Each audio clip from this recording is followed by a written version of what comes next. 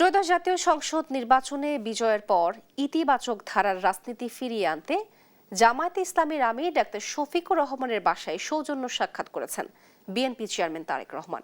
রোববার সন্ধ্যা 6:30টার দিকে গুলশানের বাসা থেকে রওনা হন বিএনপি চেয়ারম্যান তারেক রহমান। পরে সন্ধ্যা 7টায় জামায়াত আমির ডাক্তার শফিকুর রহমানের বাসায় যান তিনি। জামায়াত আমিরের সঙ্গে সাক্ষাৎ শেষে এনসিপির আহ্বায়ক নাহিদ ইসলামের বাসায় যান তিনি। দেশে দীর্ঘদিন ধরে চলে আসা বিভেদ ও প্রতিহিংসার রাজনীতির বিপরীতে এই দুই নেতার বাসায় যাওয়ার মাধ্যমে এক ইতিবাচক পরিবর্তনের সুবাতাস বয়ে আনবে বলে মনে করছেন নেতাকর্মীরা।